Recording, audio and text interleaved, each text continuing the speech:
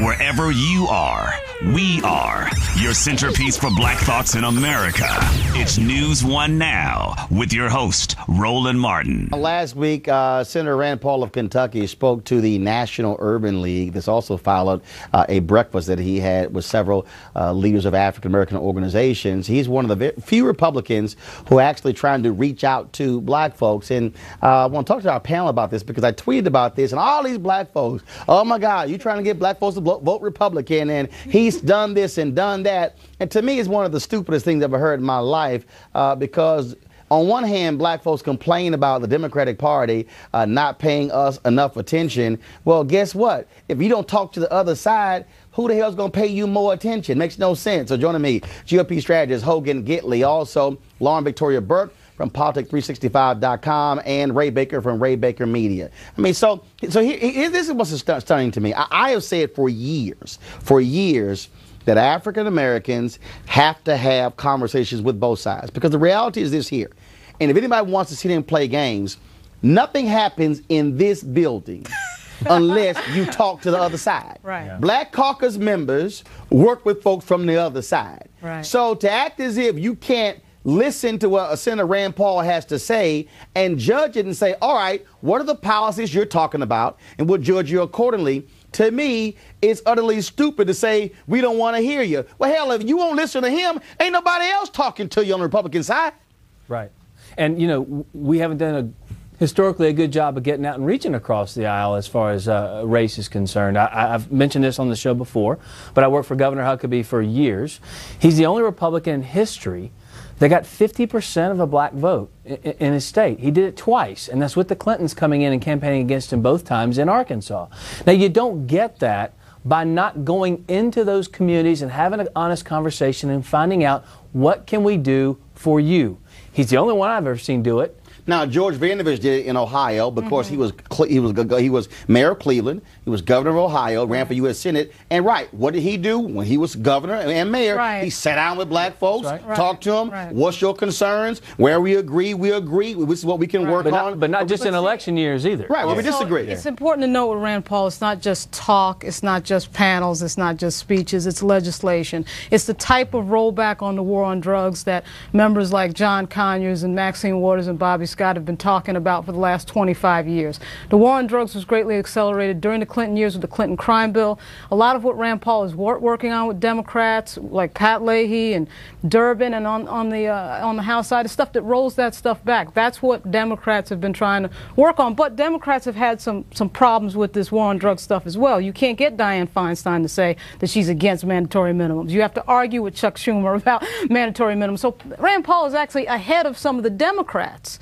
So, I mean, we got this gridlock, we got a situation in this town where nothing gets done, and finally you get a Republican who's talking substantive policy, and you got the DNC lighting them up like it's the 4th of July. Right, here's my deal, okay? I've made it perfectly clear. I will go after the GOP hard every day on voter suppression. I will go after them hard on any number of issues. But if there is something where I agree with somebody, my deal is, gotcha. We agree on this issue. What he is saying about the issue of the criminal justice system and mandatory minimums is the exact same as the NAACP, as the Urban League, as Reverend Jackson, Reverend Sharpton. And wait a minute, he's working with the Attorney General, Eric Holder, the first black Attorney General, and folks are saying, oh no, you're wrong. Roland, it's important to remember the words of Congressman William Lacey Clay Sr., where he said we have no permanent friends, no permanent enemies, just permanent interest. And as long as we stay loyal and consistent to those interests, you'll work with whoever's looking to get you there. When slaves were looking to be free, they didn't say, oh, wait a minute, you're not from the North, you can't set me free. Oh, you're Underground Railroad from the South, I can't participate with you. No, our goal was freedom. So as we're moving forward in a policy sense, whether you're Democrat, Republican, conservative, liberal, moderate, however it translates, if you're interested in progressing some of the issues and policies that are important to that community, you work with those folks. And Democrats can't have the chair of the DNC, Debbie Wasserman Schultz, with a mandatory mandatory minimum bill and an ID theft bill in a state where the Marissa Alexander case is going on. So you want us to pay attention to Rand Paul like he's the problem. But the Democrats have to get their house in order on things like mandatory minimums, things that matter to a constituency, African Americans and Latino Americans that vote for the Democratic Party in large numbers. See, Rand Paul doesn't have the problem of getting the black vote and then ironically going against criminal justice reform like the Democrats do. Democrats get 80% of the black vote, so they should be right on this issue. They should be assisting him on this issue, not arguing. And what's interesting about the point she made, Lauren, and she's absolutely right, is it's not that he's going out there and having these conversations. He's actually talking about putting forth legislation that affects change. And we've talked about this on this show many times. They do so little over here.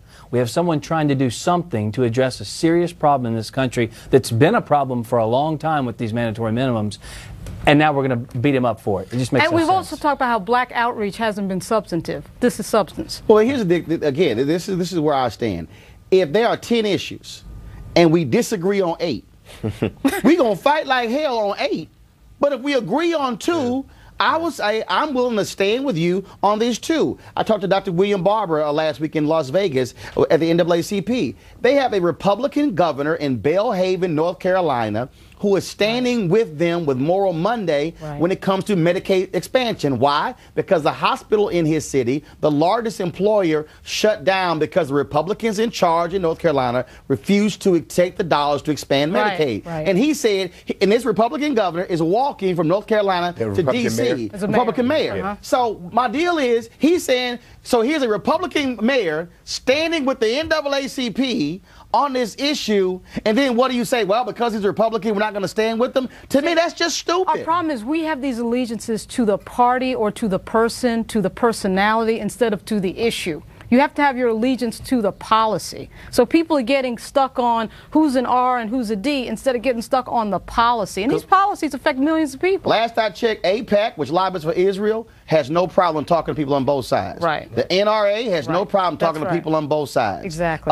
LGBT folks ain't got no problem talking to folks on both sides. Hispanics talk to folks on both sides. Chamber of Commerce talk to folks on both sides. Everybody I know talks to folks on both sides, but you got stuck on stupid folks who say, oh no, if you black, you shouldn't talk to them over there. Quickly, what's going to be interesting is that Cory Booker is coming out and trying to work in support with Rand Paul on this criminal justice reform issue that we're seeing right here. And so a lot of the folks who are really hardcore African Americans who are saying we're only going to work along Democratic lines are real big supporters of Cory Booker. Will they then turn on Cory Booker, or are they going to say, hey, Cory's not doing it right, or are they going to support him and stand with him as he tries to work across the aisle? Exactly right. And on the House side, that same piece of legislation, the REDEEM Act, it's a Republican, Frank Wolf of Virginia, and a Democrat, Chaka, Fattah from Philadelphia. So you have to work. What's the Chaka Fattah blackness? Yeah, I want to see that. Hogan? No, the point is, it's been made, and it's absolutely right. We don't work together enough on issues because people are so focused on where they stand with the letter before after their name. The D or the R is so important to so many people.